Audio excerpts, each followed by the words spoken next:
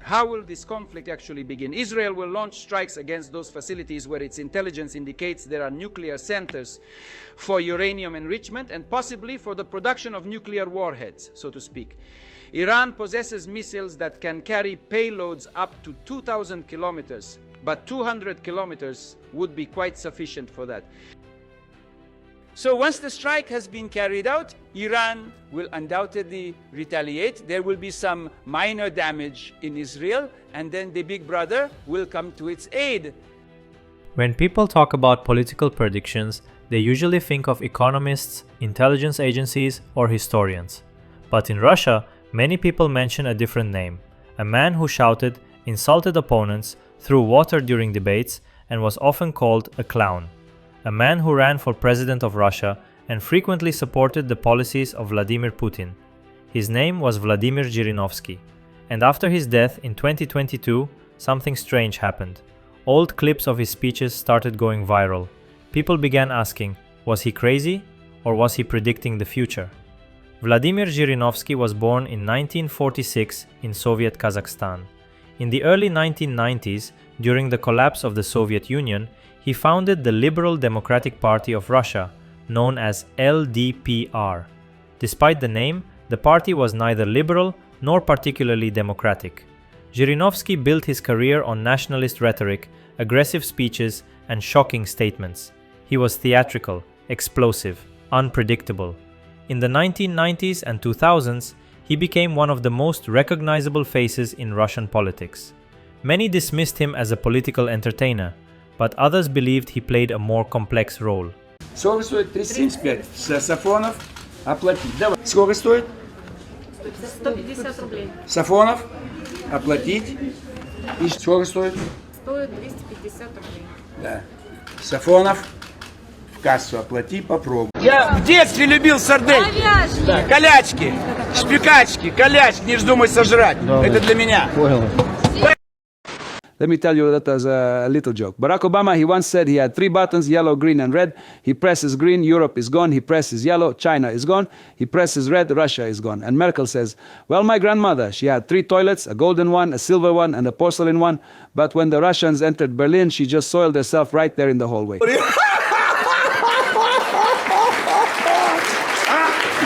Чего не смеетесь-то? Не смешно? Не поняли, да? Это Россия. А? Работяги. А вот куры ходят. Куры.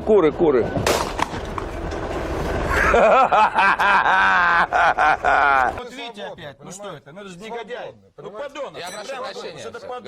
Господа, я прошу прощения. Ой, ну что вы делаете? Ну что же вы делаете? Ну что же вы делаете? Подонок сейчас, я вообще... Ну, Владимир Вольфович, ну так нельзя. Сядьте, пожалуйста. Как Сядьте, можно? Как можно? Сядьте, пожалуйста. Оба сядьте, пожалуйста. Как Ну что можно? такое-то? Если Сядьте, подонок пожалуйста. такие вещи будет говорить. Ну что, так же тоже Есть нельзя. статья Конституции, которая запрещает это делать. Я очень раз, мы вынуждены Белого прервать дома нашу уже программу. Будьте с нами через неделю. Да. Вызов Зюганову даю вызов, Миронову и Прохорову. Если вы не обольетесь сверххолодной водой или не направите по 100 тысяч больным детям, мы вас презираем. Лей, пес поганый.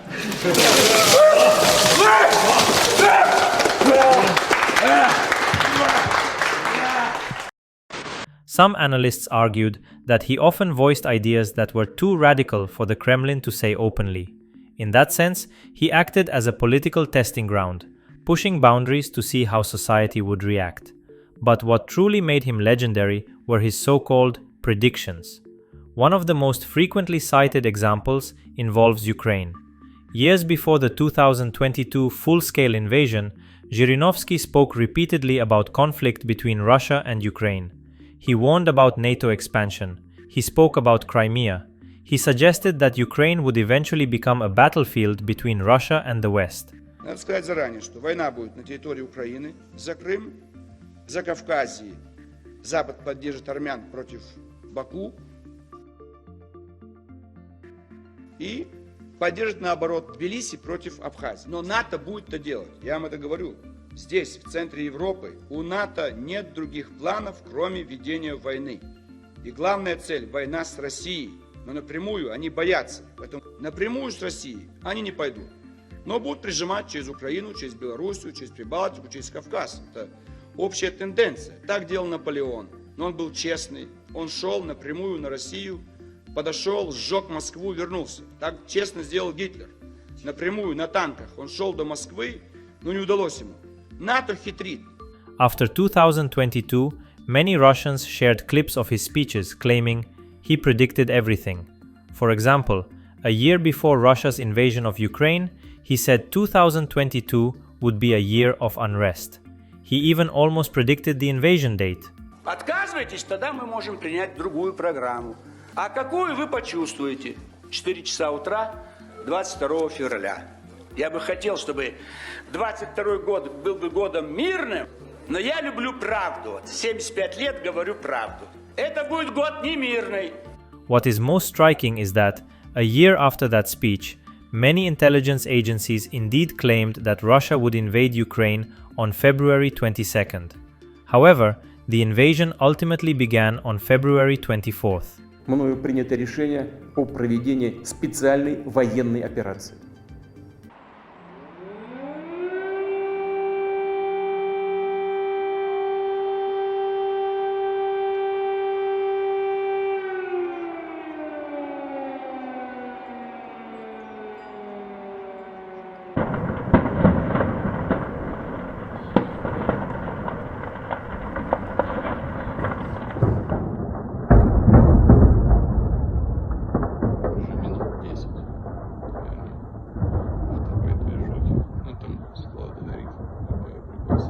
Symbolism. So the fear is that this could trigger a very strong Russian response. We saw yesterday that a residential area of the city of Zaporizhia, a major city in the south of the country, very close to the front lines, was hit.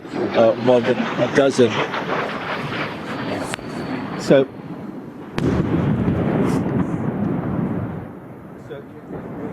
Okay, Hugo Bashega there, our correspondent in Kyiv.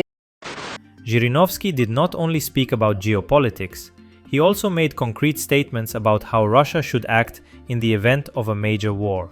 He argued that Russia should turn away from the West and strengthen alliances with Eastern powers, particularly Iran and China.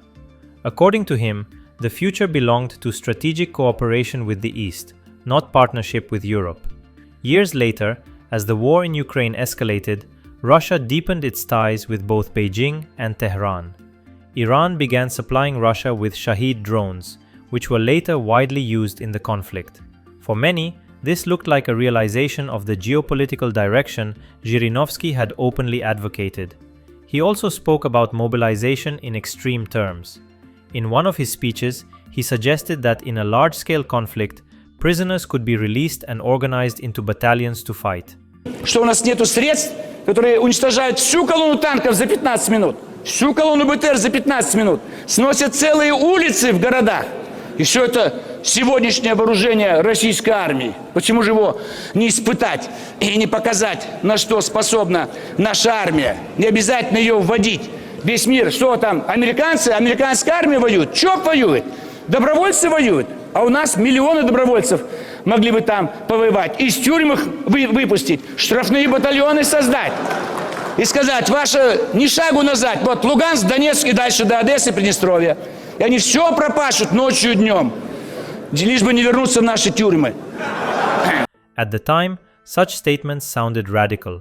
But during the war against Ukraine, inmates were indeed recruited from Russian prisons and sent to the front lines. Prison recruitment became a regular practice, widely reported and documented. In 2014, Vladimir Putin appeared to treat such ideas lightly and even laughed when the topic of using prisoners in military operations was raised. Yet years later, what once sounded extreme became reality.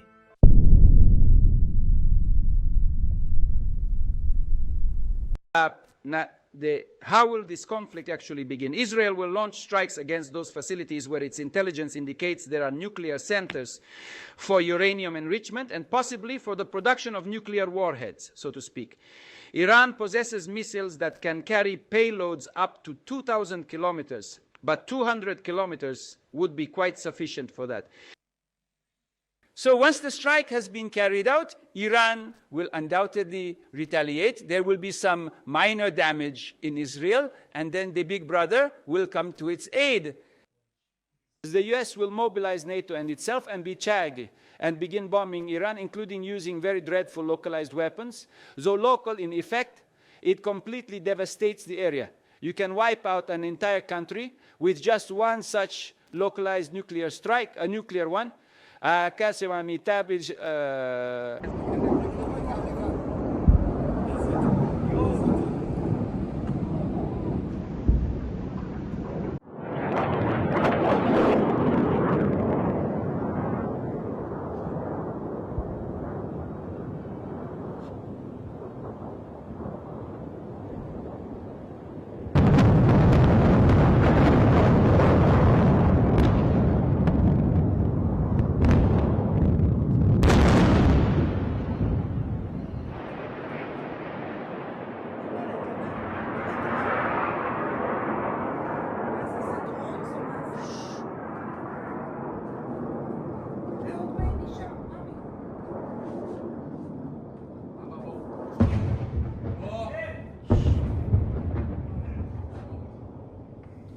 Five bombs like this one in one hole. That's how the US targeted Iran's nuclear facility at Fordow. In total, 14 GBU-57 massive ordnance penetrator or MOP bombs were dropped. And this wasn't a last-minute plan. 2 US officers had spent 15 years planning what became Operation Midnight Hammer. The sole aim, to reach and destroy tunnels believed to conceal 1,000 Iranian centrifuges 200 feet down beneath a mountain. That's too deep for a single 30,000-pound MOP to reach. So the solution? Drop multiple bombs into the same shaft. I'm giving a forecast. Everyone else is silent. So what is going to happen now? Don't ask questions. I'll be leaving soon, and you won't have a chance to learn the correct answer to your inquiries. Then in 20 years, you'll say, oh, Vladimir Volodych told us back then how we should have acted, but we didn't. So what exactly is their plan? They must also occupy 7 Arab nations, crush Syria, and with a powerful strike, destroy Iran. What is the detonator in this case, or rather, even the stimulant? Where does, as they say, this pressure against Iran come from? Arab countries, as if they're pushing for forceful democratization, but in reality, it's about taking control of all energy resources. Because the coming crisis is already here, actually. It's not future. America needs to weaken China. In the event of an attack on Iran, oil prices would surge to $200 per barrel. The Chinese economy wouldn't withstand it, and neither would the European Union. So by striking Iran, America effectively weakens both the European Union and China. But Russia is still here, and how can we possibly weaken her? Refugees originating from Iran are only able to proceed northward. To the south, there is Syria, where a pro-American regime will already have been firmly established, and further south, Iraq, where they have been engaged in conflict for many years and remain hostile. Therefore, only to the north, particularly as the corridor itself is Azerbaijani. Это выборы последние были. В 2024 году выборов у вас не будет. Не будет страны под названием Украина. Вы не учитываете ситуацию на Ближнем Востоке. Там развернутся такие события, что все забудут вообще, что такое Украина. Дело идет о Третьей мировой войне. И Иран это не Вьетнам, и не Северная Корея, и не Косово. Здесь будут самые страшные события. Israel has launched an attack on Iran's capital with the help of the United States. Strikes have reportedly hit close to the offices of Iran's supreme leader. Iran has closed its airspace and Israel has declared a state of emergency. Our Middle East correspondent Matthew Doran is in Jerusalem. The first we learned of this attack by Israel was when mobile phones across the country started screeching, telling people to ensure that they know where their closest public shelter was. And it was soon after that that the Israeli Defense Minister confirmed that these strikes were underway. It comes after weeks of simmering tensions between the US and Iran and talks about curbing the future of Iran's nuclear ambitions there. It also is set against the backdrop of the largest US US military build-up in the Middle East since the Iraq War in the early 2000s. Reports are that there are explosions across the Iranian capital, Tehran, but also other cities including Isfahan and Kermanshah. Some reports suggesting the targets are Iranian military assets and indeed Iranian officials, a similar set of circumstances as the last Israel-Iran war in June last year, that 12-day conflict where Israel launched similar attacks against the Islamic regime. We know that when it comes to Donald Trump's position in all of this, he has been saying that he wanted to get a deal, but that sometimes force was required, and there has been confirmation that the US is now involved in these strikes, that attacks are being launched from the sky and from the sea, likely a reference to the fact that there are 2 aircraft carriers from the US Navy in this region, the USS Abraham Lincoln in the Arabian Sea and the USS Gerald Ford, which arrived near the Israeli port city of Haifa up near the Lebanon border just yesterday. How Iran will respond remains unclear at this stage, but we do know it has promised to meet any attack on its soil with incredible ferocity, and that may well be what comes in the next short while. Already there has been the closure of airspace in countries such as Israel and Iraq. This situation could only continue to deteriorate. Well, US President Donald Trump has just released an 8-minute-long video statement describing what he called Iran's nearly 5-decade-long campaign of mass murder and terror targeting America, saying the US will not put up with it any longer. A short time ago, the United States military began major combat operations in Iran. Our objective is to defend the American people by eliminating imminent threats from the Iranian regime, a vicious group of very hard, terrible people. Its menacing activities directly endanger the United States, our troops, our bases overseas, and our allies throughout the world.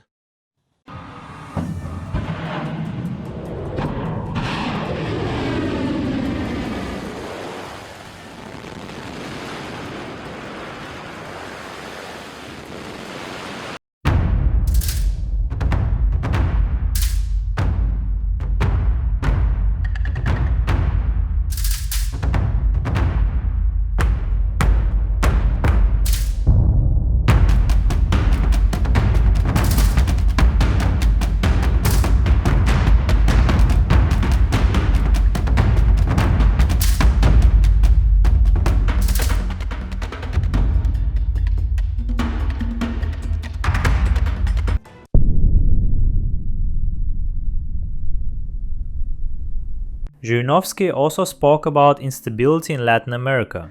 For example, when Joe Biden was still president of the United States, he predicted that Donald Trump would win the 2024 election and suggested that Russia could find common ground with him. One of his exact statements was, "Trump takes Venezuela and we take Ukraine."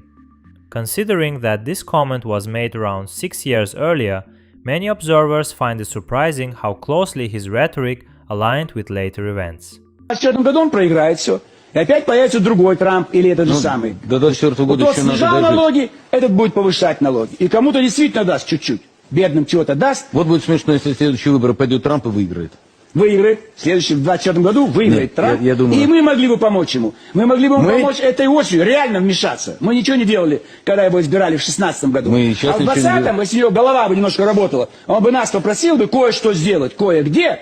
И там бы он выиграл бы как бы вместе с нами. Мы там, допустим, по Украине бы свою позицию заняли правильную, а ему дали возможность по Венесуэле, к примеру. Я как примеру говорю. Он Венесуэлу берет, мы Украину. И он говорит всем, вот смотрите, Венесуэла, завтра я Кубу возьму. Он бы что-то помог бы ему. Но никто ничего не делает. Если Трамп нам нужен, так давайте ему поможем. Зачем? Что зачем? Чтобы он остался снова. А зачем нам нужен Трамп? Что нам Трамп сделал хорошего? Больше всего санкций ввел Трамп. Его в зависимости от нас, как вы не понимаете, чтобы дергать, доить, дергать. After Trump's meeting with Putin in Alaska and subsequent communications, Trump reportedly refused the sale of Tomahawk missiles to Ukraine. On January 3, 2026, the United States carried out a military operation in Venezuela, conducting strikes on key targets and capturing President Nicolas Maduro and his wife, who were taken to the United States to face charges. As a result, China and Russia saw their influence in the region weaken.